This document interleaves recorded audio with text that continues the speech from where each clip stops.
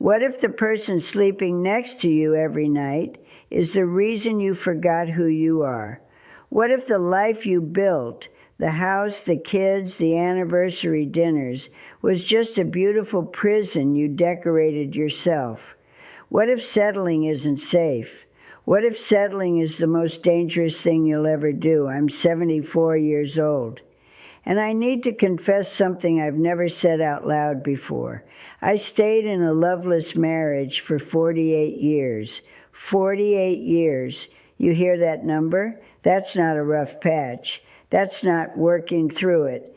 That's a life sentence I gave myself, willingly. And here's the part that'll really sting. Nobody forced me to stay. Not religion, not money, not the kids.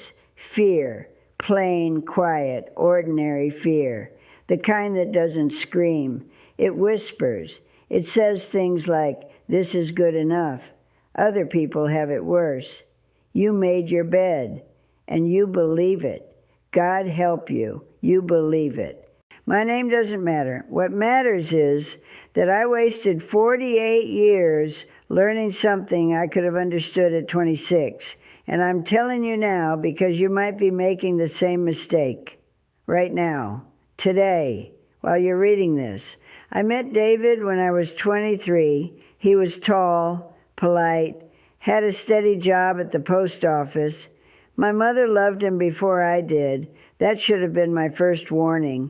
We dated for 3 years. He never made my heart race, never made me laugh until I couldn't breathe, never looked at me like I was the only person in the room. But he was safe. He was predictable. And in 1976, that was enough. My mother said, "Love grows, Margaret. You don't need fireworks. You need a roof." So I married the roof. The wedding was beautiful. White dress, church flowers. Everyone smiled. Everyone said we looked perfect together. Perfect. That word haunted me for the next 5 decades. The truth, I knew on our honeymoon. 3 days in Myrtle Beach. He read the newspaper at breakfast every morning. Didn't ask me one question. Not about my dreams. Not about my fears. Not about what I wanted from this life we just promised to share. I sat across from him eating toast thinking, is this it? I was 26 years old. And I told myself, give it time. It'll get better. It didn't. At 30, I had our first child, James, then Catherine at 33. I threw myself into motherhood because at least the children needed me. At least they looked at me like I mattered. David provided. I'll give him that. He paid the bills, fixed the gutters, mowed the lawn every Saturday. But he never held my hand, never once said, "How are you really doing?" Never once looked at me and said, "I'm glad it's you." We were roommates, co-managers of a household, business partners raising children, and I told myself that was love. At 35, something almost changed. I met a man named Richard at a library fundraiser. He was a teacher, laughed easily, asked me what book changed my life. Nobody had ever asked me that. We talked for 2 hours, just talked. And I felt more alive in those 2 hours than I had in 9 years of marriage. He asked me to coffee. I said no, because good women don't do that. Good women stay. Good women don't want more. Good women are grateful for the roof. So I went home, cooked dinner, set the table, watched David eat in silence. And I buried that feeling so deep I almost forgot it existed. Almost.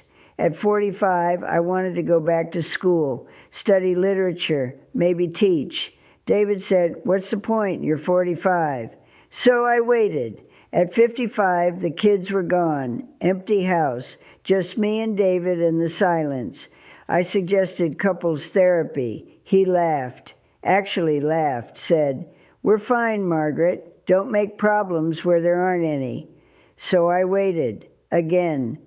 At 65, I stopped waiting.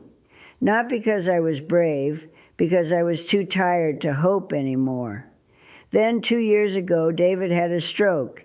He survived but needed full-time care. I became his nurse, his cook, his everything. And one night, while I was adjusting his pillows, he looked at me and said something he'd never said in 48 years. "I'm sorry I wasn't what you needed."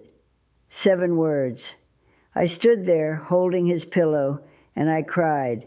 Not because I was sad, because I was furious. Furious that he knew, he always knew, and he never did anything about it.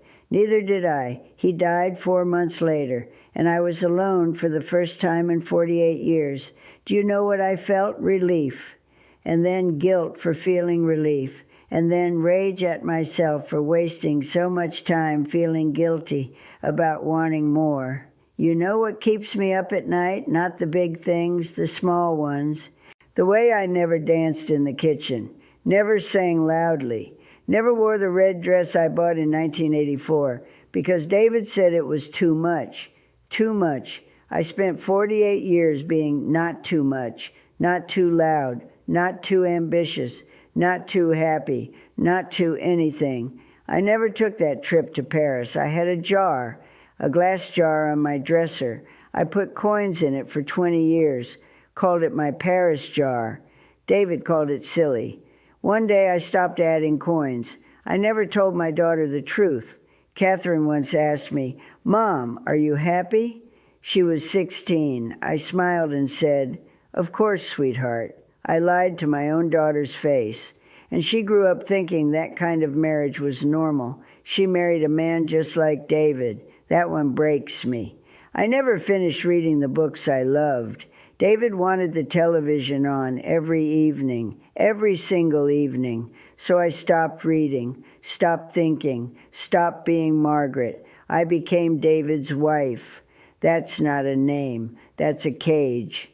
I never said, "I love you" to Richard. Not romantic love, just truth. I never said, "Thank you for seeing me that night. Thank you for reminding me I was still alive."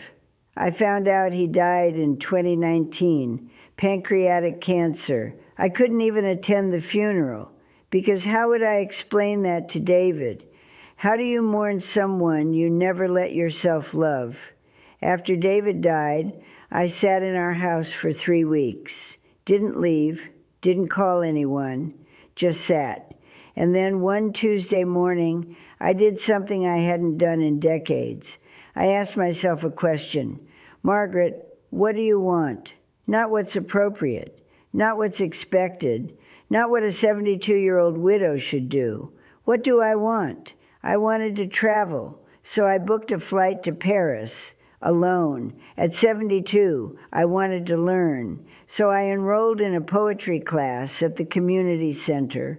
I wanted to laugh, so I started having dinner with women I'd known for years, but never really talked to, not about recipes or grandchildren, about dreams, about regrets, about the lives we almost lived. I wanted to wear the red dress, so I bought a new one, and I wore it on a Tuesday afternoon for absolutely no reason. I'm 74 now. I've been living for myself for exactly 2 years. 2 years out of 74. And these 2 years have been the most alive I've ever felt. Isn't that heartbreaking? Now let me talk to you. Yes, you. The one reading this right now. Are you settling? Not in some dramatic, obvious way. Nobody settles dramatically. Settling is quiet. Settling is it's fine. Settling is I shouldn't complain. Settling is going to bed next to someone and feeling completely alone. Are you shrinking yourself to make someone else comfortable? Are you saying maybe next year to the things that make your soul light up? Are you staying because leaving is scarier than being unhappy? I know what you're telling yourself. I told myself the same things for 48 years. But we have history. History isn't love.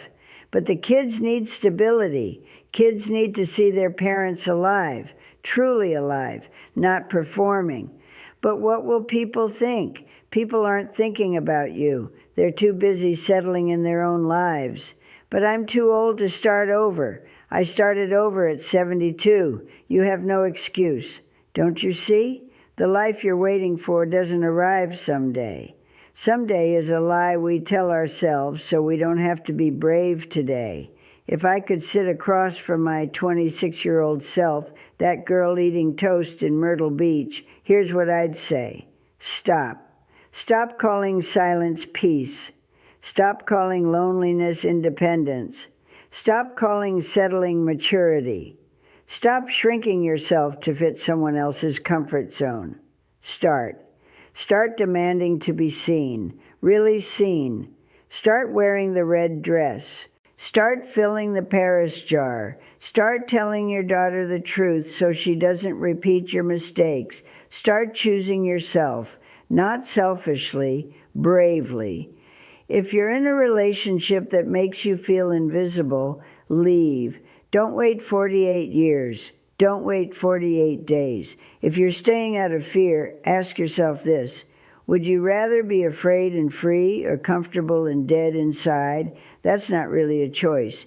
Is it? I'm 74. I have maybe 10 years left. Maybe less, maybe more. Nobody knows, but I know this. I'd rather have 2 years of truly living than 48 years of pretending. I'd give anything to have those years back. To have chosen myself at 26 instead of 72, to have said no to the roof and yes to the fireworks. But I can't go back. You can still go forward. That's why I'm telling you this. Not for sympathy, not for pity, for you. Because settling isn't safe. Settling is the slowest way to lose yourself. And one morning, you'll wake up at 74 and realize the person you buried under all that compromise is still in there, waiting. Don't make her wait any longer. Someday is today. It always has been. If this story touched something inside you, share it. Not for me. For every person sitting in silence right now, thinking they have to stay.